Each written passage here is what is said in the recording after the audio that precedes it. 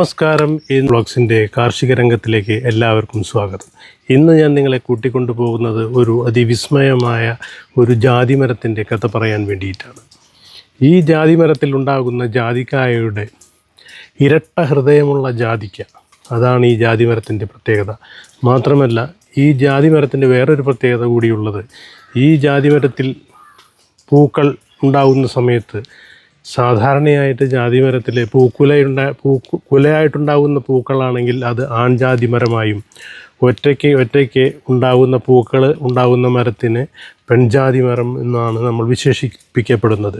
പക്ഷേ ഇവിടെ നിങ്ങൾക്ക് കാണാൻ സാധിക്കും, ഒരുപോലെ ഒരു ജാതിമരത്തിൽ രണ്ട് തരത്തിലുള്ള പൂക്കൾ, ആൺജാതിമരത്തിൻ്റെയും പെൺജാതിമരത്തിൻ്റെയും പൂക്കൾ നിങ്ങൾക്ക് ഇവിടെ കാണാൻ സാധിക്കും.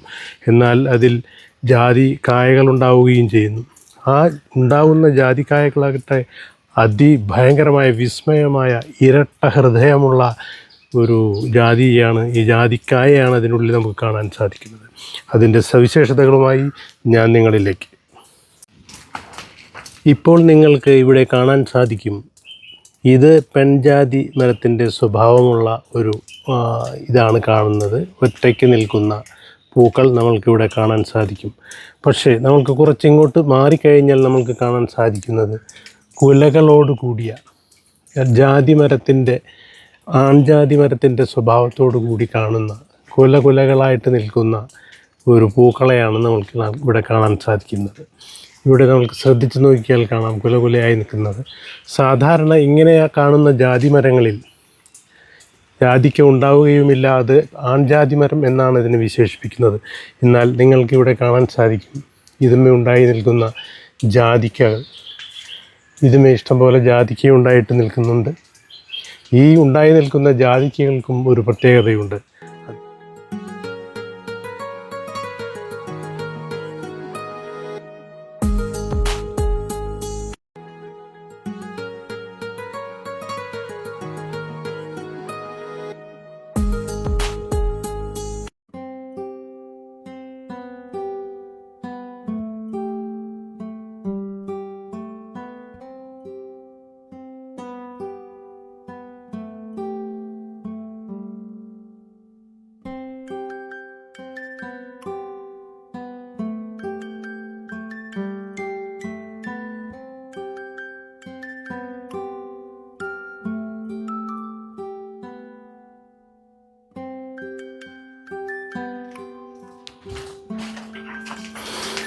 ഇനി നമ്മൾക്ക് കണ്ടു നോക്കാം, ഈ ജാതിമരത്തിൽ നിന്നും ഞാൻ പറക്കിയെടുത്ത വീണ് കിട്ടിയ ജാതിയാണ്. ഇതിനകത്ത് പത്രികയുണ്ട്. ഇത് നമ്മൾക്ക് ഇതിനെ തുറന്നു നോക്കാം. ഇതെല്ലാം എന്താണ്, എങ്ങനെയാണ് ഇരട്ട ഹൃദയം എങ്ങനെയാണെന്ന് നമുക്കിതിൽ കാണാം. നിങ്ങൾക്ക് കാണാൻ സാധിക്കും, ഇതിൻ്റെ അകത്ത് രണ്ട് ജാതിയിൽ നമുക്ക് കാണാം. രണ്ട് ജാതിക്കുരു ഉണ്ടായിരിക്കും. ഇത് ഒന്ന്, ഇത് രണ്ട് ജാതിക്കുരുക്കളാണ് ഇവിടെ ഇരിക്കുന്നത്. ഇതിനകത്ത് പത്രികയുമുണ്ട്. ഈ ജാതികൾ മറ്റുള്ള സിംഗിളായിട്ട് വരുന്ന ജാതിയേക്കാളും പത്രിക ചെറുതാണെങ്കിൽ കൂടി പത്രികയ്ക്ക് നല്ല കട്ടിയുണ്ട്. മാത്രമല്ല, ഇതിൻ്റെ ഒരു പ്രത്യേകത എന്ന് പറഞ്ഞു കഴിഞ്ഞാൽ വേറൊരു പ്രത്യേകത കൂടി ഇതിനുണ്ട്.